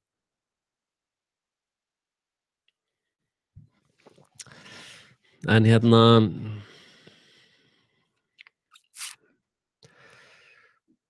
Jesú hugsunin fjallar þetta, látið hina dauðu, grafa hina dauðu. Og því betur sem ég kynnist manneskjunni, því vænna þykir mér hann Jesú minn. Hann var mannvera. Ef hann var þá til, hann svona konsept, sko. Eins og Plató og Sókrates og fullt af þessum, og Leonardo da Vinci. Þetta eru skáldsagna persónur, sko. En það kannski skiptir ekki öllu máli, sko, af því að þetta er náttúrulega heimspeki og hugvísindi sem að ég að stunda á svona fleirum. Og við höfum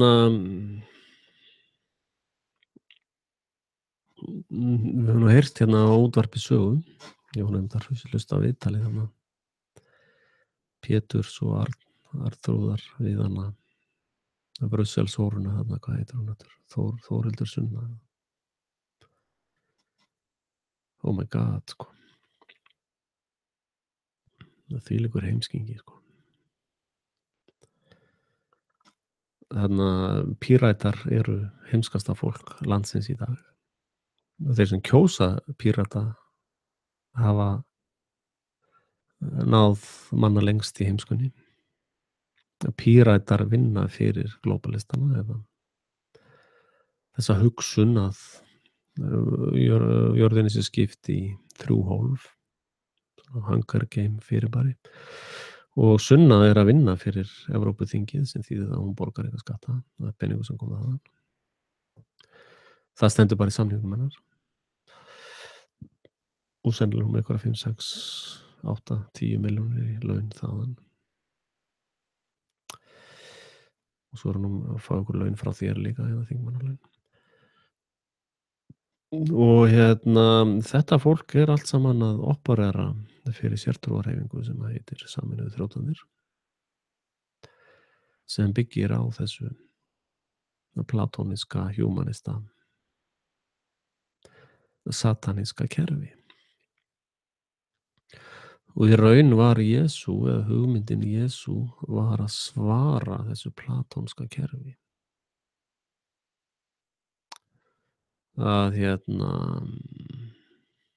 þið hefðu gaman að því að spá í boðskap Jesú. Nú er ég að tala við ykkur sem að vitið eitthvað eitthvað.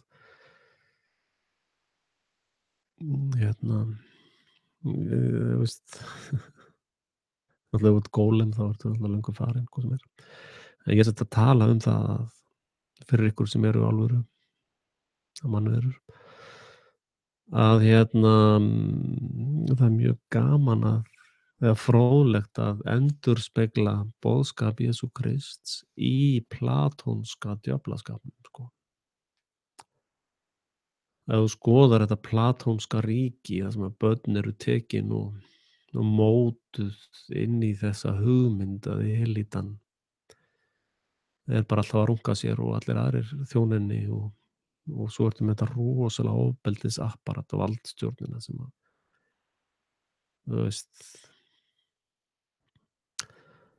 og þetta var þá gert í svona guðlegu samhengi þá, sko. Nú er þetta gert í svona vísindalegu samhengi sem er trú líka. Vísindi eru samskona trú, þeir sem að byggja upp þetta platónska ríki, og þið sjáu það eins og með þessum fölsku fánum og öllu þessu, það er alltaf verið að testa, sko, hvað kaupir heimskulíðurinn, sko. Og sama er með, sko, ég meina trúur á geimverur, eða trúur á þetta, eða Davíð Æg, eða hvað er það sem að trúur á, þeir eru alltaf að reyna, svo hitta þeir eitthvað í mark, já, það er Guð núna, og þá er bara keyrt á trúboði Guði, sko, og allir bara, halleluja. Og nú er svona, já, heyrðu, já, geimurinn innan galaxíin og við fórum til tunglsins og það er það sem að liður að kaupa núna.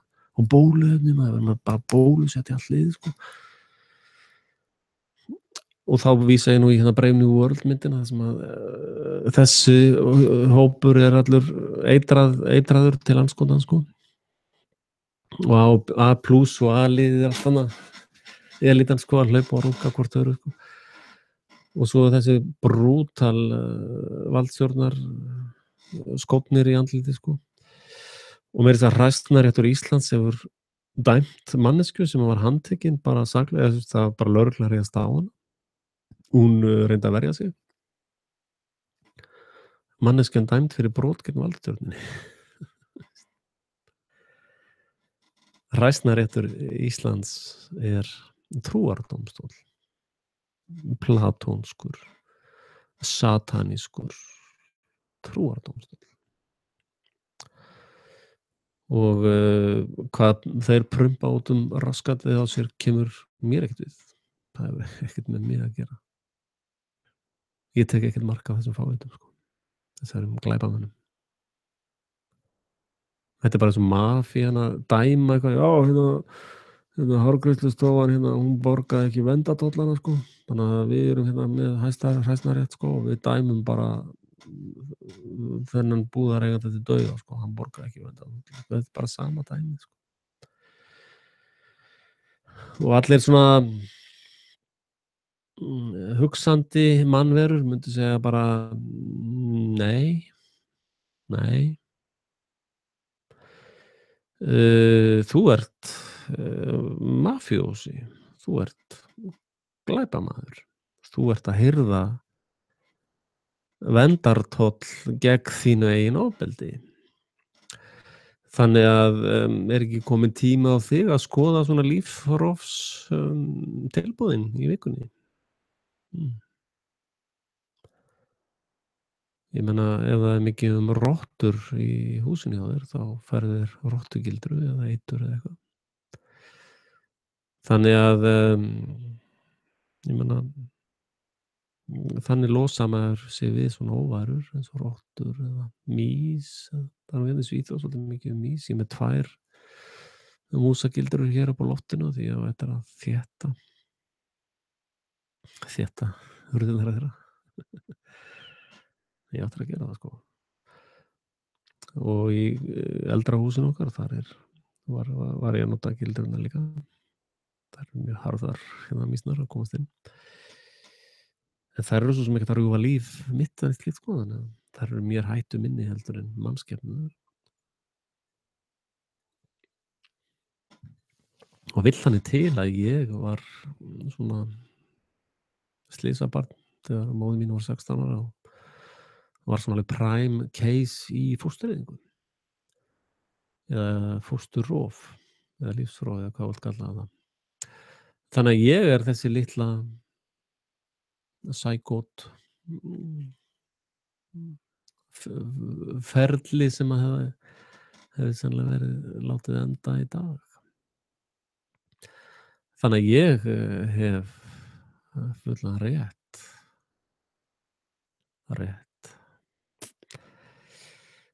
Ég er eitt af þessum lífum sem að var þarna í stórhættu. Og því tel ég að ég geti talað fyrir öðrum lífum mannvera í sömu stöðu.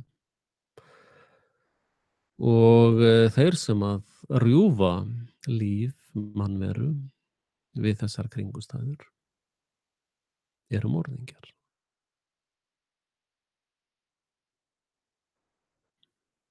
Það er bara hinn einfaldi, blákaldi raunveruleiki. Og ég meina, þeir sem eru núna að sprengja lítil börn í tætlur í Jemen, þeir halda að því að þeir eru með eitthvað merki á búninginu sínum að þá er þetta ekki morð, þetta er bara svona hernaður. Sama ruglið. Þetta fólk er enga mannverur sko, þetta eru morðingjar. Nei, ég er hermaður. Nei, þú ert morðingi. Já, en ég er að vinna hjá NATO, eins og einn Pírata-druslan sagði þarna. Já, yfir Pírata-druslan sem vill ekki gefa neitt upp, hvaðan hún fær peninga. Já, en ég ætla að breyta þessu innanfrá. Nei, þú ert morðingi. Þú ert bara einn af morðingjum NATO og Co. Já, en ég hef aldrei drepið neinn. Jú. Þú hefur víst drepið fólk. Þúsundir og milljónir Þú fórst sjálfviljug að vinna í morðmafíunni eða morðmaskínunni sem kallar sig NATO og Co. Þú ert morðingi. Ég var nú hérna í viðskipta eða svona var að vinna með vinum mínum og eða svona, já, við erum ágætisvinir og líkar óbúslega vel við hann. Og hann var svona, þú veist, eitthvað að bjóða með vinnu og svona. Svo hérna, þannig já, heyrðu, við erum að fara að selja fullt af dóti hérna til NATO. Ég sagði, já, nei, ég kem ekki nálægt því. Ha?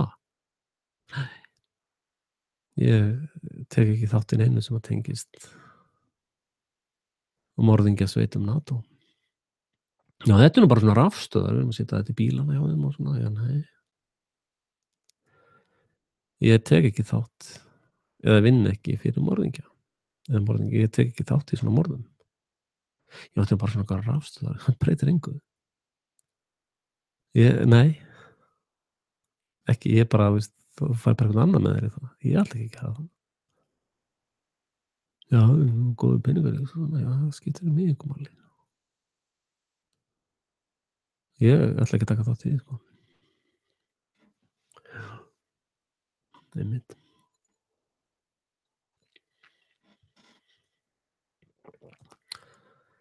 Þannig að þú velur hvort þú ert maður eða mús. Mýs éta börnin sín. Menn gera það ekki.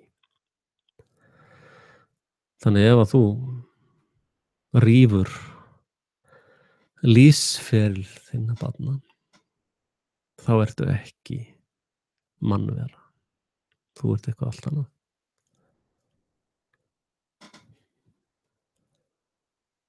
Það er bara raunveruleikinn, sko.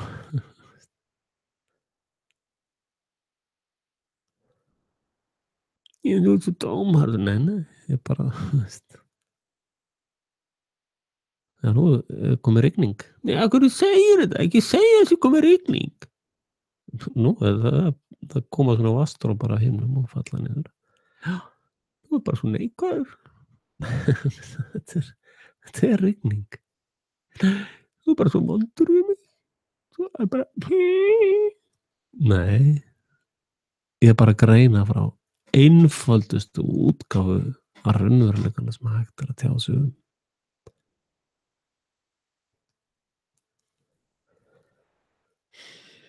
Ég meni, ég myrti ekki sem manneski, ég rauf bara líf hennar. Nei, þú ert morðingi. Já, ég hefði þurft að hugsa um hana og hún var svona eitthvað inn í mér og þetta var eitthvað svo mikið. Nei, það eru engin rök. Ef að þú rífur líf, ef þú rífur lífsferil annarra mannveru frá þessu einfalda psykot momenti, þá ertu morðingi. Já, en svona sáðfrumur, er það á fjöldamorð? Nei. Sáðfruma hefur ekki gengið í gegnum psykot momentið. Lífsferill mannveru byrjar við psykot moment. Þegar að tvær lifandi frumur, önnur heitir sæði og hin heitir egg, þegar þær sameinast, þá hefur átt sér stað psykot moment. Þá byrjar lífsferill sem er þess eðlis að frumunar fjölga sér og gera það til dauðadags. Já, þegar þær hætta að fjölga sér, þá endar lífið á náttúrulegan hátt. Ef þú truflar þennan feril með ofbeldi eða með aðgerðum, þá hefur stöðvað þetta ferli. Og við höfum kallað það í okkar menningaheimi og í þessum íslensku orðum þá höfum við að kalla það morð. Þeir sem að framkvæma slíkt óhæfuverk, þeir sem að framkvæma slíkan glæp eru morðingjar. Það er hinn einfaldi raunveruleiki. Já, en sálin kemur eftir 3. viku eða 4., já, þá kemur sálin, sko. Nú, er það, já. Einmitt, sko. Og þú veist þetta hvernig? Já, það bara vita þetta allir, sko. Já, einmitt, sko. Sko, sálin er blekking. Alveg eins og DNA er blekking. Vírusar eru blekking. Geimurinn er blekking. Og þú ert fábjáni. Auðtrúa gólems heimskingi. Það er hinn einfaldi raunveruleiki. Já, en þetta er ekki orðið manneskja á þessari viku, hinni viku, og svo fólk að telja upp eitthvað svona tölur og já, náttúrulega þeir ekki búið að registera þetta í þjóðskrá, þá er þetta náttúrulega ekki mannvera, sko, eða persóna. Persóna er hugtak sem að þú getur bara tekið og tróðið upp í raskatið þér. Eins og annar Armageddon-gaurinn virðist gera mikið af að tróða alls konar drasl upp í raskatið á sér. Þess vegna þarf hann að fara í detox og láta dæla út úr sér vitleysinu úr raskatinu. Ég er með kenningu fyrir því að hann sé að dæla úr vitleysum enda, sko, eða röngum enda. Ég held að hann sé að dæla úr kjaftinum á sér, sko, eða úr heilabúðinu, sko, eða hann er svo heimskur. En þetta eru bara einföldustu raunveruleikar sem hægt er að díla við. Þetta er bara raunveruleikin. Og ef þú átt eitthvað erfitt með að díla við hann, ekki vera að horfa á Frelsi TV þá, horfa á Kastljós þá. Þetta er íslam, þetta er bara íslam, sko. Þetta er bara misrétti kalla á kvenna, sko. Já, þetta er bara misrétti. Nú, hvað með hundruðir þúsunda Íslendinga sem hefur verið slátrað við Hringbrautina og víðar í þessu læknaglæpa kerfi. Já, við erum alltaf að hleypa innflytjendum inn í landið. Nú, er ekki nóg að fólki að koma þarna frá úr öllum þessum píkum? Það er bara alveg uppspretta.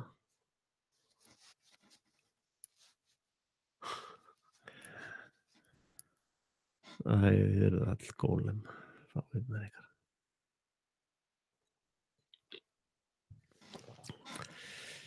Meira segja þeir sem að held að væri nú vaknaðir að þeir eru nú svo hræsilega mikið að gólemast, finnst mér.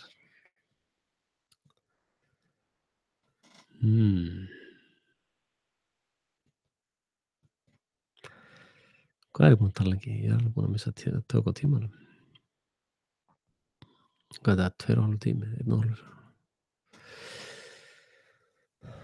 Já. En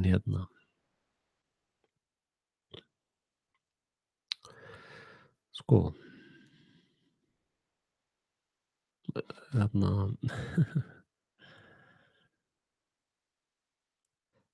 já, endilega ef þið viljið, við erum með eitthvað sem vill láta gera heimasíður. Ég var að gera heimasíðu fyrir eisnarlög.is, getið kíkt á hana. Og hún er fyrsta síðan sem ég tek svona í vistun líka. Ég syns þeir komið með rosalega flottar vistunargræjur. Hún er alveg eitur hraðvirk. Þannig að ég mun líka bjóða upp á svona hefðbundna vistunarþjónustu. Með e-mailunum og þessu drasli. Ef þið hafið áhuga á því. Þið kannski eru með vistun einhvers staðar og viljið koma til Axelsinn. En það væri voða vinsælt, sko. En já, ég hlustaði þess á þetta viðtal Þórdísar pírætuna, Brusselshóruna og Pétur og Arnþrúði. Og það var mjög fróðlegt viðtal, sko. Þeir sem að krefjast mannréttinda hafa tapað öllu. Þeir sem að krefjast lífsréttar hafa tapað öllu. Af því að ég er. Og bara frasarnir og ef þú hlustið á það viðtal, þetta var á SoundCloud eitthvað svoleiðis. Bara þið hlustið á hugtökin og ruglið í þessu liði eða bara, og þar með er ég að tala um Pétur og Arnþrúði líka, sko. Þú veist, þeir sem eru bara fastir í þessum frumskógi heimskunnar, platóníska hjúmanismanum og tala um eitthvað dómstól og mannréttindadómstól og þetta er allt sem hann bara rungarar, sko.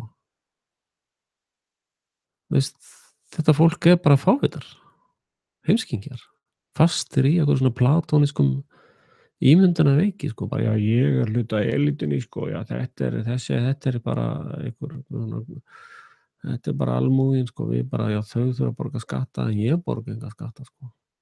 Og svo er þeir að benda á einhvern einn, já, þessi er hérna í skattaskjóli, sko. Og allir sem eru að hýja þá sem eru í skattaskjólum er allir með fullkomin skattafríðindi, sko. Allir, veist, borga aldrei skatt. Þessi Þórdís eða Þórunn Sunna eða hvað hún heitir hana, skoffinnið, hún borgar enga skatta. Hún er með samning við Evrópubandalagið fullkomin skattafríðindi. Hún Frímóraradóttir, fyrrverandi utanríkisráðherra, hún borgar enga skatta, hún er með IMF-samninginn, 9. grein IMF-samningsins. Engir skattar og engin eitt. Og ef hún lendir í að borga skatt einhvers staðar, þá fær hún allt hendur fyrir. Þú veist, þá fer bara með kvittuna og það skal borða einhverju veitingahús eitthvað svona, það er virðisaukaskattur, eitthvað skattavísin, þá fer bara með og fer að borga tilbaka. Og og þetta fólk er eitthvað svona, já, sjá þeirra, það er í skattaskjóli, þetta er bara glæpamaður, sko. Já, en þú? Já, ég er með samning. Samningur er samningur. Já, ég veit, sko. Hefur einhver rannsakað skattamál Birgittu með þessa kvikmyndagreiðslur?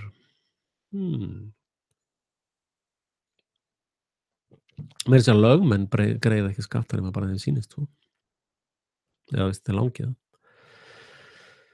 Og þeir eru með allt öðruvísi bókhaldsvenjur heldur en þú í fyrirtækinu þínu. Ég var einhvern veginn að tala við lögmann og ég var oft kynnst lögmannum og spjallað vel og lengi við þá og ég var að spyrja hann eitthvað talið barst að reikningum. Hann sagði að ég sendi aldrei reikninga, ég sendi bara skuldatilkynningu. Ég sagði, nú, hvað gerur það? Já, ég er bara að segja þér að þú skulda með penning. Já, þetta gefa út reikning? Nei, ég gef bara út reikning þú borgar mér. Eða þegar eitthvað borgar mér. Já, þú mátt það ekki? Jú. Þannig gerir ég þetta. Það því ég lögmaður. En ef að þú gerir þetta með eitthvað svona gröfufyrirtæki eða blómabúð, þá gefur bara sérsveitin með hurðina hjá þér og lemur í glesu. Af því að þeir eru glæpamenn. Og þú ert heimskingin. Glæpó, heimskó.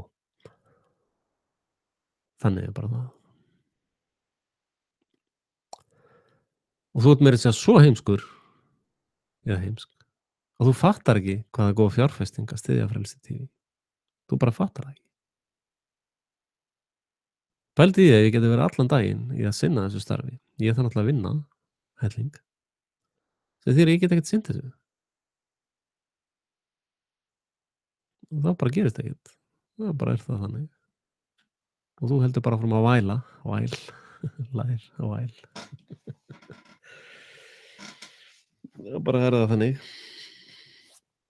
Ég þarf að vera að lesa hérna Bræðramönd. Þakkaði fyrir Siggi. Þetta var besta 54. afmælisgjöfin sem ég fekk í ár. Fyrir utan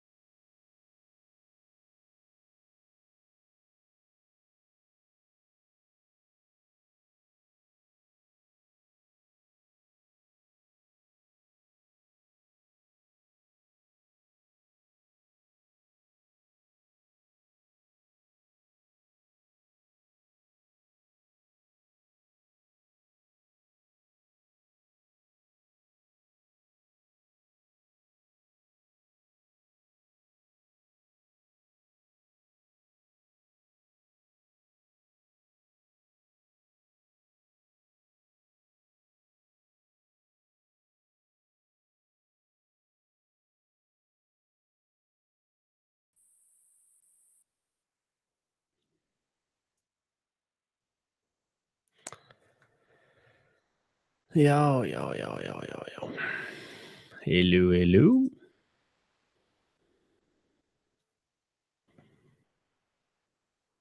Er einhver í mér núna?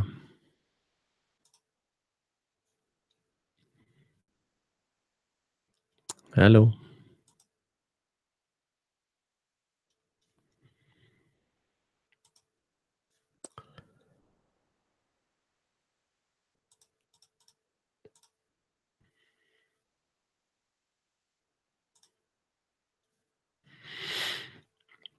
Halló, halló.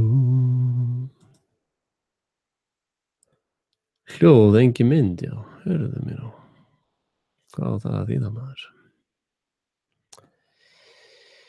Bíddu nú við, já, hérna er turn camera off. Turn camera on.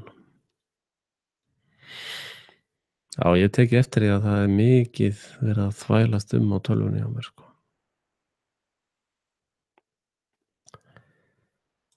Það er mikið að gera hérna hjá leyniþjónustunum. En heyrðu, ég var nú hvað sem er farin að loka hátíðinni. Það var nú hvað sem er komin tími á það. Það er hérna mikið ritskoðað á Google og Facebook núna. Það er mikið ógeð í gangi. En ég sem sagt hér í blackout mynd. Ég er að vera búinn hérna með rauðvínið mitt.